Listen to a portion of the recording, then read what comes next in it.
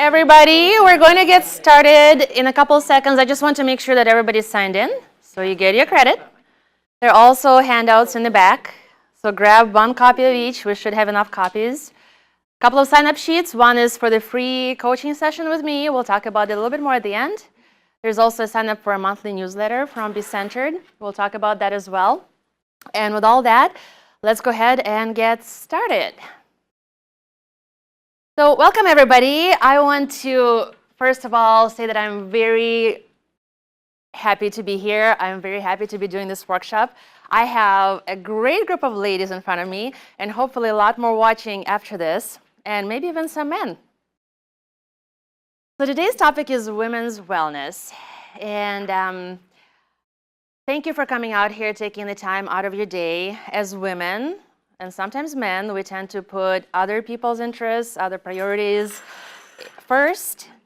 And whatever we need to do, we put that as later. But today you all made a choice to spend the 45 minutes to learn something, to invest in yourself, and big kudos for that, with maybe a little bit of incentive for the Health Rewards program. Let me introduce myself. My name is Diana Vitinska. I'm an integrative health and nutrition coach. I'm also a fitness trainer, fitness instructor, and I am a health and wellness professional overall, with a background in about 20 years of corporate work in consulting and project management. And while I still do a little bit of that, hello ladies, come in and sign in and grab the handouts. So while I still do a little bit of corporate work on the side, I finally decided after being in fitness and wellness for a while that what I really wanted to do when I grow up is to be in fitness and wellness and to help people become the healthier, happier versions of themselves. So I started the Be Centered Health Coaching, and as a health coach, I empower and motivate people to achieve their health and wellness goals in whatever areas of their life are important at the moment.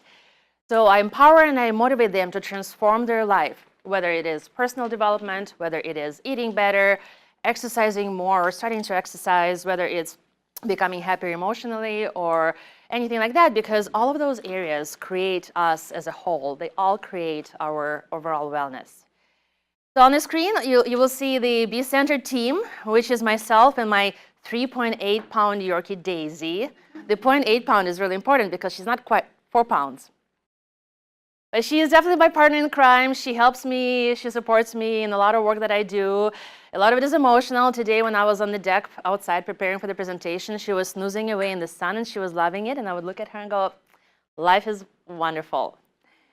So a couple of certifications you see on the screen. I have an integrative nutrition certification from a couple of different places, from the CHEK Institute and the Institute for Integrative Nutrition, which is just one of the considerations why I can actually be here sharing the talk about health and wellness.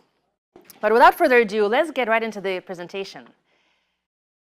A couple of things before we jump in is just a couple of small disclaimers.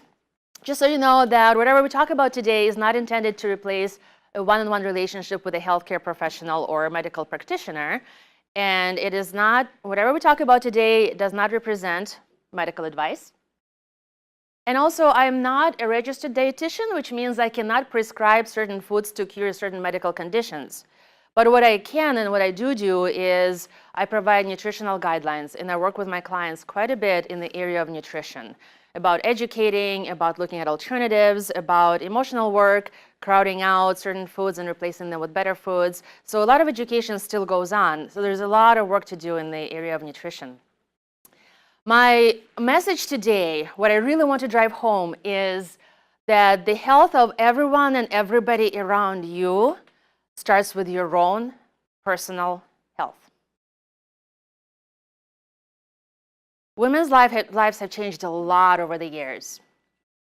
A lot of women had it pretty tough over the history, with all the diseases and danger, there were a lot of pregnancies. A lot of those pregnancies could have been unwanted.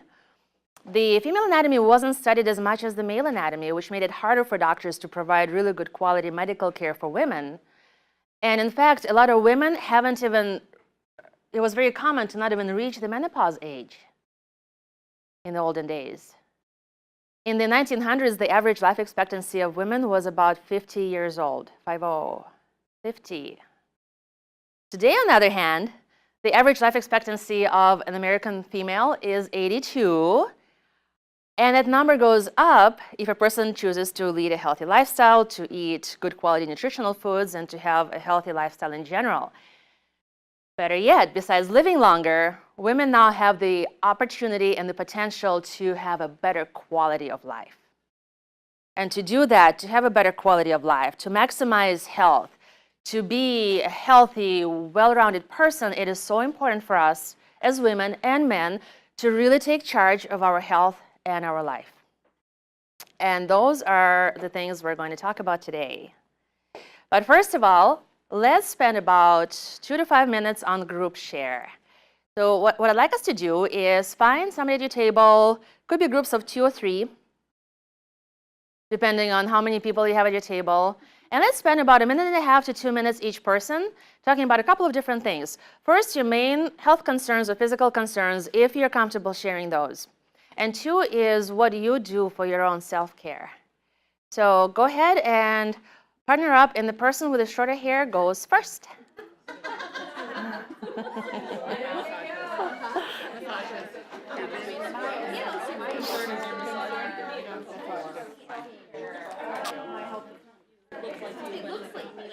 So your own concerns, and what do you do for self-care?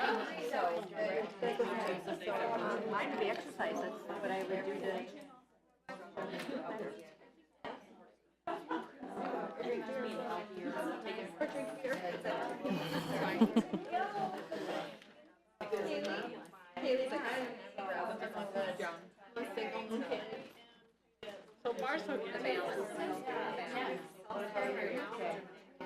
Very healthy. Sometimes. Sometimes.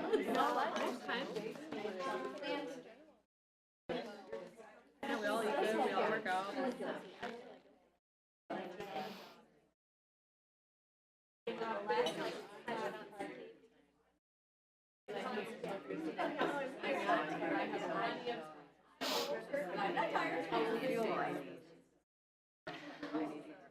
Let's go ahead and switch to the next person.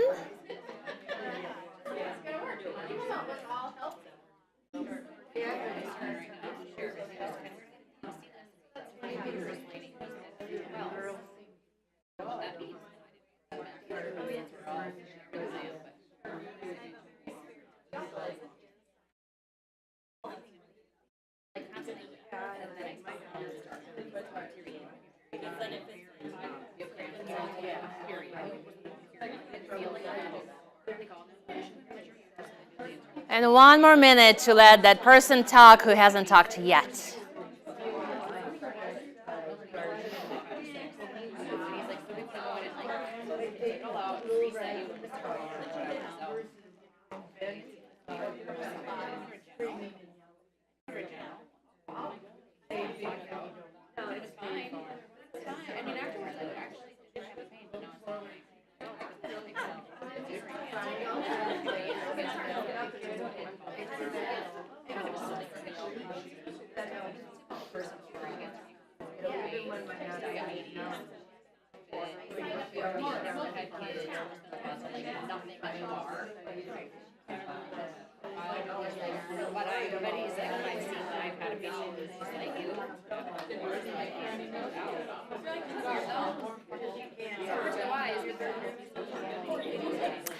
All right, ladies, let's start wrapping it up.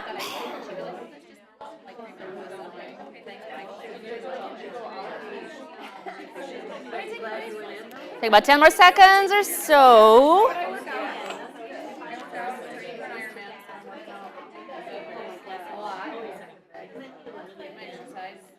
5 seconds. 4, 3, I feel like I'm teaching boot camp. 2, 1. All right, everybody, let's start bringing it back to the center of the room. And thank you. That was a lively discussion. The energy in the room just went, wow. So obviously lots to share. Are there any volunteers that would like to share what is in the front stage of importance at this moment in their life?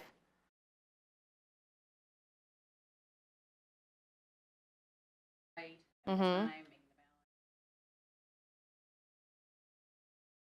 Yeah.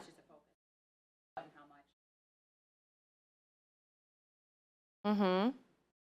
Getting enough is an interesting concept, right? Because we actually have to eat food to lose weight. I tell it to a lot of clients. So that is a really good point. Are we eating enough? Because if we don't, our body starts shutting down and slowing down because it's not getting enough nutrition.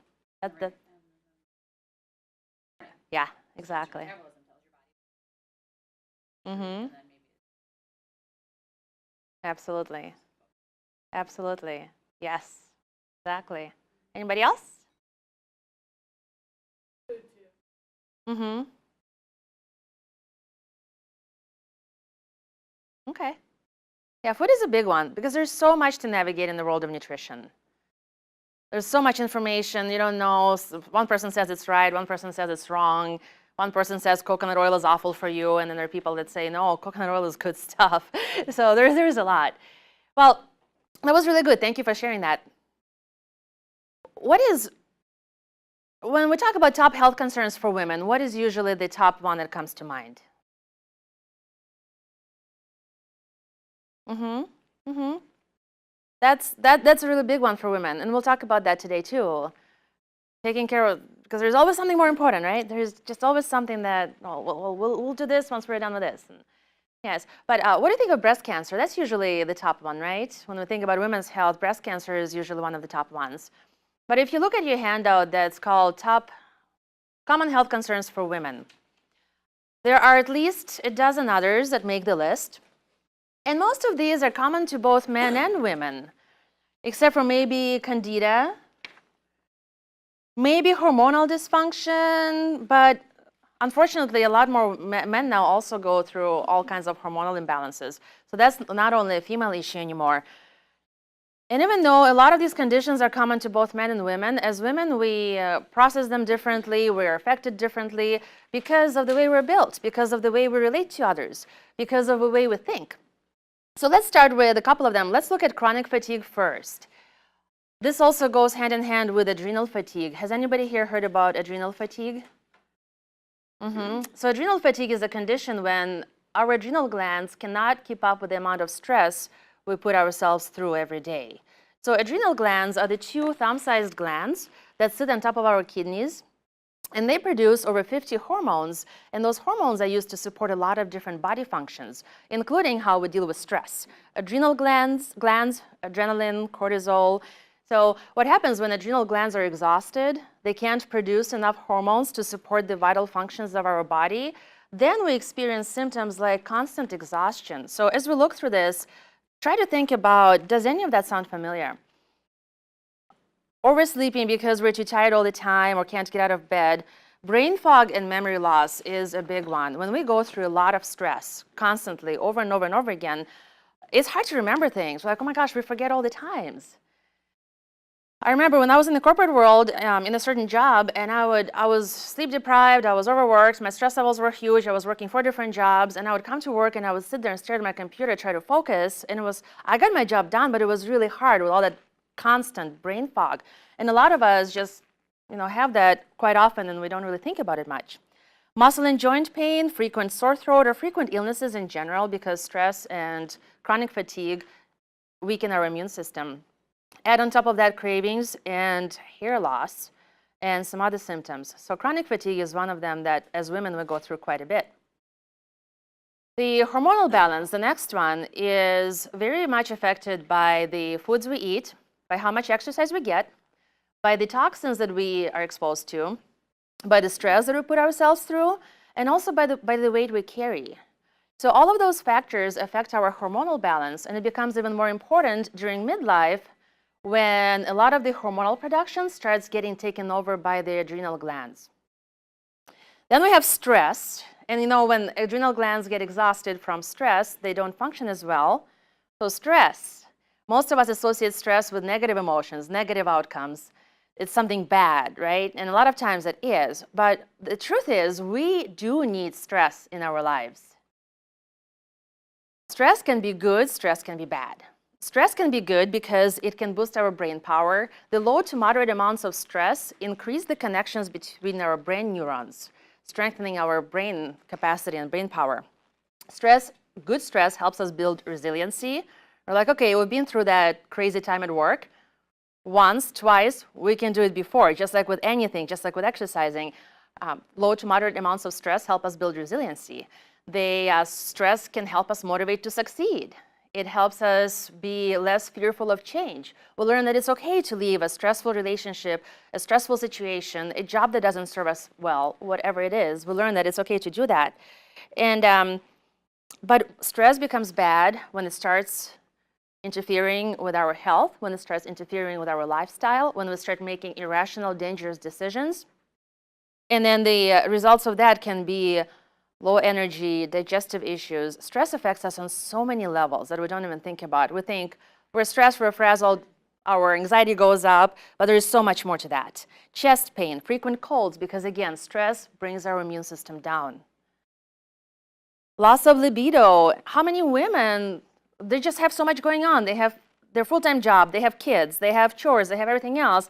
The last thing they want to do is to be intimate with their partner. That happens quite often because there's just so much stress, and our body responds by shutting down certain systems. Weight gain is a huge one. Sometimes clients come to me and they say, I don't know what I'm doing wrong. I am eating right, I'm exercising, I'm logging my food, but I'm not losing weight. And then we look at their sleep and their stress patterns, because stress can make us really hold on to weight. Again, it's all about balance. On the back side, you will see anxiety, you will see candida. Now, as women, we mostly associate candida with yeast infections.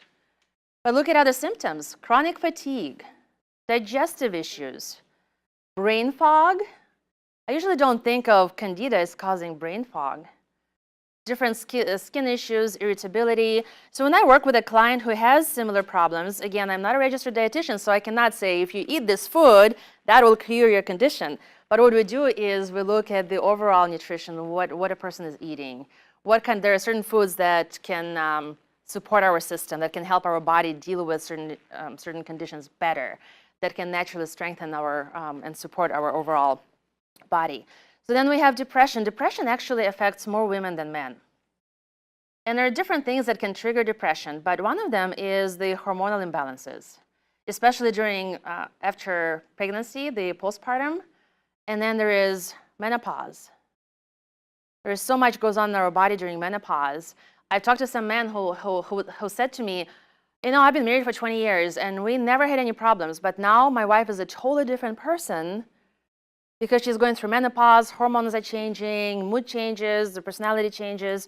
So that as women, we know it happens, we acknowledge it, and there are different ways we can support our body when we go through major transitions like that. The autoimmune diseases it's a group of conditions where the immune system attacks our body and it either destroys our tissues or alters our tissues. And there are about 80 plus diseases on that list. Lupus, multiple sclerosis, psoriasis, type 1 diabetes, irritable bowel syndrome, all kinds of digestive disorders, Hashimoto's. So all diseases, and then the symptoms, as you can see on your sheet, is, again, weight gain, hair loss, muscle pain, dry skin, dry mouth. And most autoimmune diseases start in the gut. So there is a way to either prevent an autoimmune disease or strengthen the body as it deals with an autoimmune disease through the right nutrition. So would you agree, from looking at all of this, that staying healthy as a woman is a lot more than doing breast exams and mammograms, right? So that's why, we have like a little runaway E there in the slide. So let's talk about how to support our body in a couple of different ways. One is nutrition and one is lifestyle. We'll start with nutrition first. If you go to a grocery store today, I invite you next time to look at other people's carts, grocery carts, and see what they have in their grocery carts. A lot of times, those grocery carts will have what I call non-foods. What are non-foods? A non-food is a type of food that it takes more nutritionally for the body to digest, assimilate, and eliminate. So it takes more to do that than the nutritional value it brings. Okay, wait a minute. What does that mean? So ideally, when we eat foods, good, whole, nutritious foods, our body takes the minerals, the vitamins, all the supplements that it needs from the food. It sends those vitamins and minerals and everything else to our body tissues. Our body gets nourished, and we feel great, and we're healthy. When we take a non-food is something that's been usually manufactured, made. It's not very nutritious. So when we consume a non-food, it's a lot of artificial stuff usually. So our body has to deplete its own resources to get that non-food out of our body. So instead of bringing nutrition in, we're actually depleting our own body by getting that non-food out. So step number 1 is to get rid of the bad processed foods. I say bad processed foods is because they're actually good processed foods. We usually don't hear about that. Because people have been processing foods for centuries. Think about pickling, think about sauerkraut, think about jerky or smoking meats. Those are kinds of processed foods, but they're good for us. When we talk about bad processed foods, it's usually foods that are packaged, have a lot of preservatives. And when I work with clients, we really dive deep into that. We learn how to read nutrition labels. We learn how to decipher marketing labels and do that work. So a better option is whole, natural foods that come from Mother Earth. On the screen, you will see on your slide, you will see the examples of that. The antioxidant fruits and vegetables. I'll transfer to this side so you can see better the screen better. So the antioxidant fruits and vegetables, dark leafy greens, great source of calcium. Celery, garlic, ginger, and turmeric are all good anti-inflammatory foods. So they can really support your body if you have aches, pains, if your immune system is down. Eating those food will help boost your immune system. Broccoli, green tea, so things like that. And be really careful about the word natural. We see natural on the package, we think, oh, it's good for us, it's natural. Well, monkey brains are natural. Insects are natural. Even mercury is natural. So that's also one of the things that we have to be really careful about. Just the word natural itself doesn't mean much at all. And some of us already know, we read the labels, we know we're really careful about sugar, we're careful about preservatives, we're really careful about that. What a lot of us don't realize is that there are so many preservatives and dyes and the natural flavorings, out of which we consume about 150 pounds a year. Out of those 150 pounds of preservatives and dyes and food agents, about 15 pounds have been approved by the FDA as they generally regarded as safe, GRAS. So, but before we get really comfortable with the additives and dyes and everything else that have been approved by FDA, think about this. So many times, or most of the times, food manufacturers have to supply their own evidence to the FDA that their product is safe. So if I come up with this chemically created food coloring like blue 5 or yellow 10 or whatever, and I go to the FDA and say, okay, well, here's my product, and here's all the evidence that the product is safe. Well, that's like asking a cigarette manufacturer or a drug manufacturer to prove that their product is safe, right? And then we have the world of fats. Fat is a bad 3-letter word because as women we think fat is bad. Or we were taught that fat was bad because we were taught that if we eat fat, we will become fat. It's actually in reality a total opposite. Eating fat, eating good fats will not make you fat. Eating good fats will not cause heart attack. Our body actually needs fats because so many functions depend on fats. Our brain matter is made up mostly of fatty tissues. So our body needs fat to think clearly. Our cell membranes are pliable because we have to be able to get nutrients in and out of our cells, right? So in order for that, our cell membranes have to be pliable and penetrable. Well, fats play a big role in that. Because if a cell wall is stiff and thick, then it can't take in nutrients as well. Good fats help our skin look healthy. They help our hair look healthy, nails. So a lot of, like, our fats are really, good fats are really important to our body. And part of the good fats are what's called omega-3 fats that come from fatty fish, sardines, salmon, mackerel, and some others. And you can also get omega-3s from good quality, I repeat, good quality fish oil. The biggest benefit of omega-3 fats is supporting heart health. So omega-3s help the rhythm of our heartbeat be more stable. Omega-3s help lower our blood pressure. They help the rate at which our arteries clog. So here it's actually, we think about we eat fat, our arteries clog. Well, with omega-3s, it's actually the opposite. So in addition to the heart health benefits, omega-3s help with joint and arthritis pain. They help with menstrual symptoms. They help with osteoporosis, which is one of the common conditions in mature women. And omega-3s help us stay happy in general. You have a handout that's called The Top Foods for Women. Some of you already have it. It has a beautiful picture of blueberries. So that's a guideline of some of the top beneficial foods for women and also men. And this is not everything, but this will give you a good start. So that is a good reference point to have.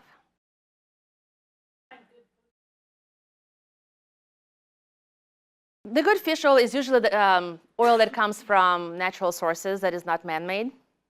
And there are some products, so usually, we'll talk about this in a little bit too, but whenever, with supplements, any kind of supplements, you really usually get what you pay for. When we go to a corner pharmacy and buy a pack of multivitamins for $8, it's most likely it's going to be man-made, synthetically made vitamins that our body doesn't assimilate as well as it would vitamins that come from natural sources. So kind of the same idea. Yeah, we won't have a lot of time to get into that here, but let's talk about it after the workshop. So we can keep going. Sugar. June 12th, mark your calendars, is the workshop on sugar blues right here. So please come to that. We will really take a deep dive into sugar, where it came from, why our bodies crave sugar so much, what happens in our body, emotionally, physically, etc. But sugar, so please mark your calendars for that, June 12th, same time. But sugar around us is hidden in so many things. It's hidden in baby food, in cereal, canned vegetables, tomato sauce. It's almost in everything. And sometimes it hides under a lot of sneaky names. Dextrose, maltose, fructose, pretty much anything that ends in O's is your sugar, it's glucose. So sugar can cause a lot of physical and emotional effects. We don't have a lot of time to really take a deep dive into that, but overall, physically, sugar can cause inflammation in our body. Chronic inflammation leads to chronic diseases. Too much sugar in our body consistently over time can also lead to insulin resistance, which can lead to type 2 diabetes. And then when we think emotionally, mood swings, mid-afternoon crashes where you have lunch and then you're ready to fall asleep 2 hours after lunch. Anxiety, again, mood swings, so cravings and dependency. So sugar can wreak a lot of havoc on our body. So when, just be careful, read the labels, and be careful about how much sugar we eat. And know how much sugar is recommended daily. So for men, it's usually 37 grams daily. For women, it's 25 grams daily, which is not a lot. A teaspoon of low-sugar strawberry preserves, or low-sugar preserves in general, will have about 5 or 6 grams of sugar. So it is not a lot. So again, we'll dive a lot more into this in our June workshop. And then that leads us into supplements. Whole nutritious foods are always #1 choice for our nutrition, but reality is sometimes, because of our busy schedules, we need to rely on protein shakes and protein bars and protein powders to supplement our meals. Just a quick word of caution here. There are all kinds, not all protein shakes and bars are created equal. There are some really good ones on the market, but there are also some not so really good ones on the market that market themselves as good ones. So how do you know which one is good, which one is bad? Always read nutrition labels. Look for the amount of sugar. Now, when you have protein bar with 15 or 20 grams of sugar is probably not the best choice for you. So watch the sugar, and I usually try to keep it, when I buy my own, I usually try to keep the sugar under 5 grams per serving. The less the better. And then look for artificial ingredients you cannot pronounce, right? Those words that, like BHT, butylated hydroxytoluene, who wants that in their body, right? All right, multivitamins. When people ask me, well, okay, what is like really basic? If you were to recommend supplements, what should I be taking as supplements? Fish oil and multivitamins. And again, not all multivitamins are created equal. But ideally, we take all of the nutrition, or we should be taking all of the nutrition from foods, but it doesn't always happen, and that's where multivitamins come in, the good quality multivitamins. And as you can see, if it wasn't for multivitamins, about 75% of women wouldn't be getting all of their nutritional needs. But it also has to be good quality. You really get what you pay for. And then calcium is another really big one for women, because a lot of women, as we get older, we get a higher risk, we can be at a higher risk for osteoporosis. So calcium supports bone health, and in addition to that, it helps regulate our heart rhythm. It helps support the muscle function, control blood pressure, control cholesterol levels. It's best assimilated by the body when it's combined with magnesium or vitamin D. And the good news is that a lot of calcium supplements out there do come in that combination. But again, quality, quality, quality. And in that combination, it can do a better job protecting us against heart disease, osteoporosis, diabetes, cancer. And here's a question for everybody. Best source of calcium. What do you think? Like, what do we usually think of? Like, you get your calcium from milk, right? A lot of people think of milk and dairy as the main way to get calcium. Well, it's not always the truth. The milk we buy in grocery stores is pasteurized, which means it has been boiled at high temperatures for a long amount of time. When that happens, then it kills all the enzymes that usually come with milk. Well, in raw milk, there are enzymes that help our body assimilate and digest milk. When the milk is boiled at high temperatures, those enzymes are killed, and that's why our body oftentimes cannot digest milk as well. And that's why we hear about a lot of people with dairy intolerances. So another source of calcium, a really good one, is dark leafy greens. Kale, watercress, spinach, and bok choy.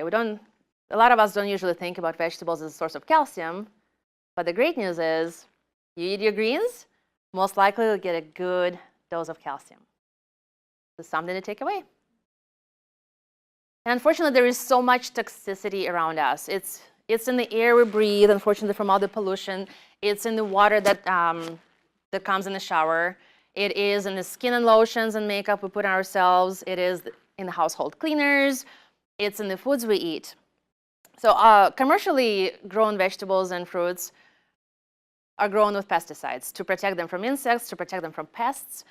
And oftentimes, when we buy that food, when we buy those fruits and vegetables, we bring them home, we know that there's pesticide residue on it, so we wash it and we wash it and we wash it under the running water for a while. And even if we do that, the likelihood is that we still can't wash away all the pesticides. So there is still a lot of pesticide residue that is left on our fruits and veggies.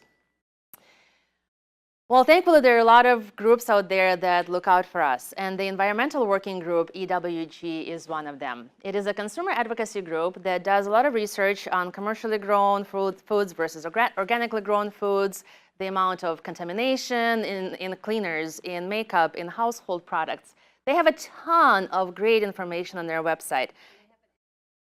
They do, yes, they have an app. Great point, great point. So we talked about additives and preservatives and dyes. They have a report on those, about which ones are the worst, etc. So they rate about 120,000 different household goods, personal care products, etc. And one of your handouts is the Dirty Dozen Clean 15, which actually they just updated this. So these are the highest and the lowest, the vegetables with the highest pesticide residue and the lowest pesticide residue. And they just updated this. So they update this every year. This is the most recent one. The recommendation is always to go organic, but what if you can't afford to buy everything organic? Then this is where this list really comes in handy. So the top 12 offenders, with those really try to go organic, or if you have access to a farm where you know how they grow their stuff, that's also an option too, where because they don't always have to be organic to actually grow organic.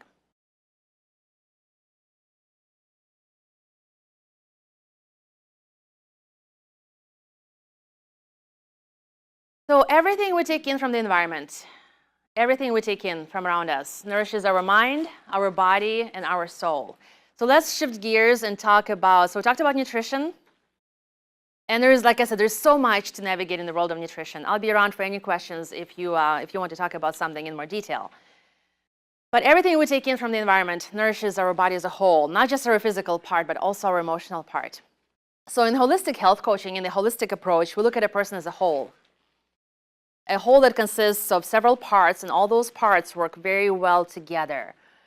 So our whole consists of physical, of mental, emotional, and spiritual parts. Because a person can eat all the kale and broccoli in the world, but if they're not happy emotionally, if something is going on in their life that brings them down, they are not going to have like the full, vibrant well-being, right?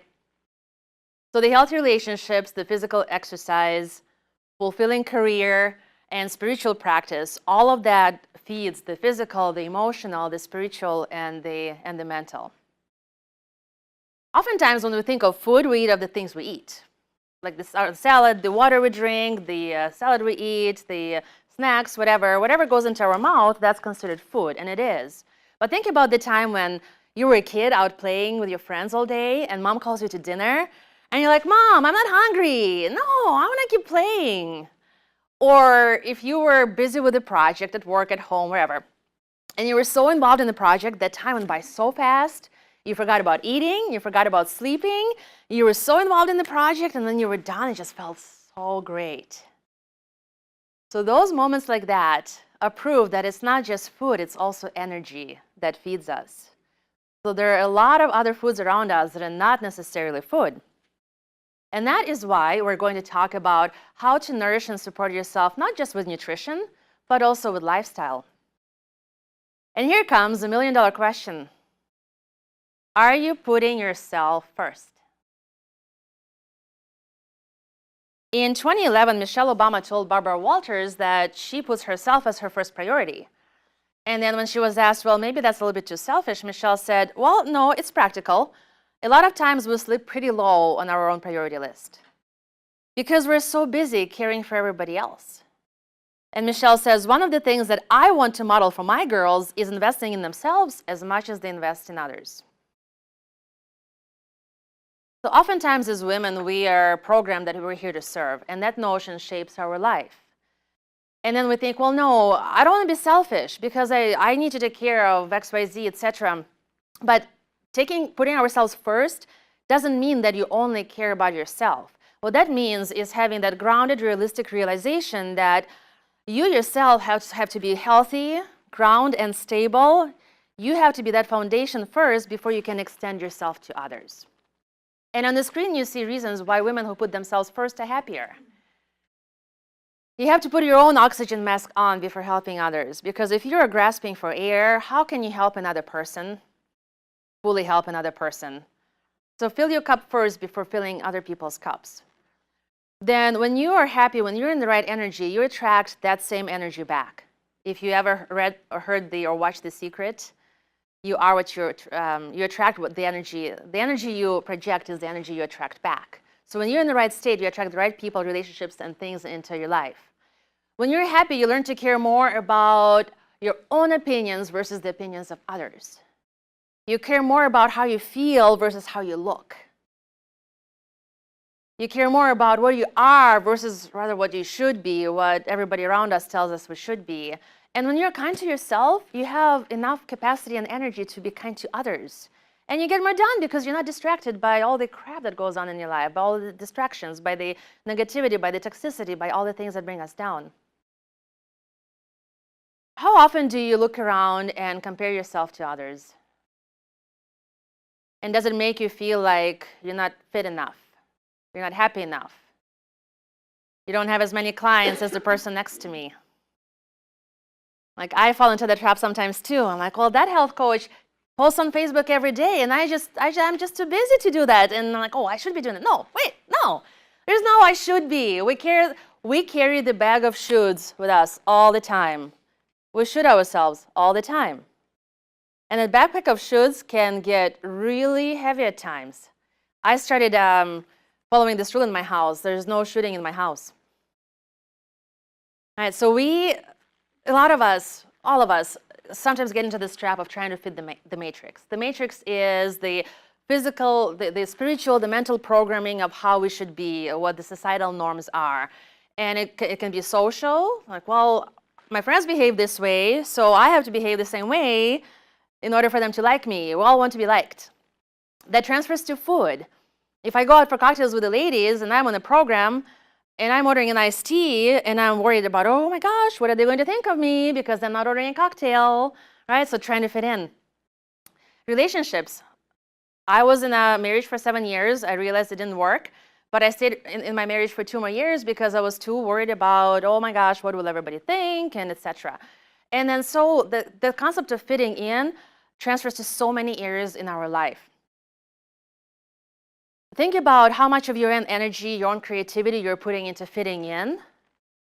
And then what if you took just as much energy and applied it to trying to fit out, to be more authentic, to be more natural, to be more you, to do things you want to do without somebody telling you what you should do. And my own experience is if you put energy into fitting out, you immediately will become happier and healthier. One of my favorite things to talk about is positive thinking. Mindset, positivity, how it affects all areas of our life. Everything around us has energy. This table has energy, this paper has energy, your water cup has energy, our body has energy, our thoughts have energy, and our words have energy. It has actually been measured. So when we have negative words, what kind of energy are we projecting? Negative energy. Our thoughts become our words. Our words become our actions. Our actions become our habits. Our habits become our behaviors. And our behaviors become our life. So everything starts in your mind, and a lot of things start with thinking. So what happens when your thinking is negative? How is that whole sequence going to go? Right? So be nice to yourself. Speak kindly of yourself. Speak kindly of others. Try to surround yourself with positive people. And let's admit it, not everybody is positive naturally, right? So some of the work I do with my clients is to slowly transform the way of thinking, to start crowding out negative thoughts and replace them with more positive thoughts. So as women, we're like, oh, I gained 20 pounds. I'm not what I used to be 20 years ago. And my hair doesn't look good. And I wish I had that hair. And then I'm this and I'm that. No, none of that. You have this bubble around you that is you. You have your own space within that bubble. Whenever that negative thought comes into your mind, and it will, and it's fine, acknowledge it and kick it outside of your bubble. Those negative thoughts do not belong in your bubble. So whenever you catch yourself, all of us do this, oh, I'm not, yeah, outside of your bubble. You are good enough. You are beautiful. You're just fine. Your butt looks just fine. So my butt looks just fine. Here's a slide that summarizes just the overall general guidelines of trying to follow this lifestyle for overall health and vitality. Movement, listen to your body. When it feels tired, slow down. You don't have to be 100% all the time.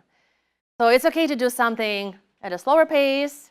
We all have our good days and kind of in the middle days.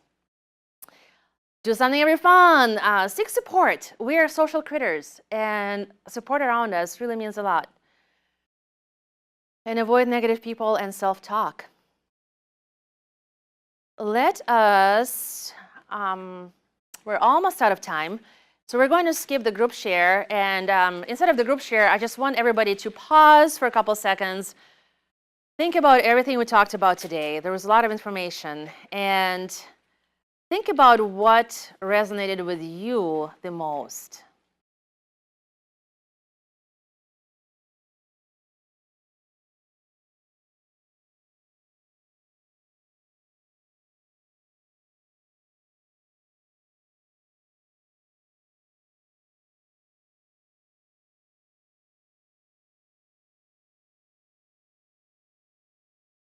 So I will leave you with a couple of different thoughts, and you can keep thinking about this. Actually, it would be really great if you drive home today, you're like, oh, I wonder, okay.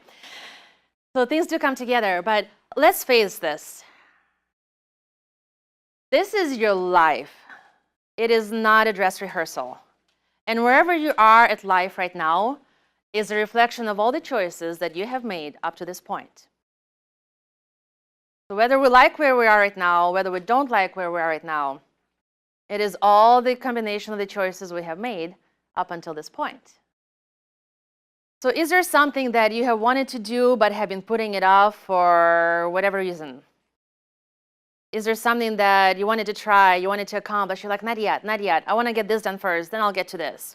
Well, now is the time. What are you waiting for? Now is the time to get to those things that have been on your back list, on your back burner for a while. So now is the time to take action to accomplish the to-dos, the dreams, or whatever it is that you have been wanting to do for a while, but just been putting it off because of other priorities or other people. And the easiest way to start making changes in your life is to start changing the foods you eat. So I'm very passionate about working with people to help them go through the process of thinking. Usually people come to me and sometimes they know what they want to do. Sometimes they say, well, I just want to be healthier. Well, what does this mean? So I am very passionate about helping them work through that, decide what it is that they want to change about their life. Is it movement? Is it nutrition? Is it personal development? Is it dealing with some kind of emotional things that bog them down? Because we only have so much energy to make changes. If we're bogged down by emotional stress, we might not have enough energy to start making nutrition choices or to drag our butt to the gym 3 times a week. So as part of this workshop, I'm offering a free 15-minute consultation to talk through lifestyle choices, through nutrition choices, and to talk how you are able to make your own health and lifestyle changes. And then additional support, additional resources are, I have a Facebook page where there's a lot of motivation and a lot of good information. So Be Centered on Facebook if you're on Facebook. I also put out a monthly newsletter, and the sign-up sheet for that is in the back. Recipes, health information, nutrition information, all kinds of interesting health and wellness tidbits. And my website is becentered.net. So I'll be happy to stick around and talk through any questions or any concerns, any other health-related items, things, whatever. We have maybe a minute left for questions. Anything that comes to mind that you wanted to throw out in front of the group?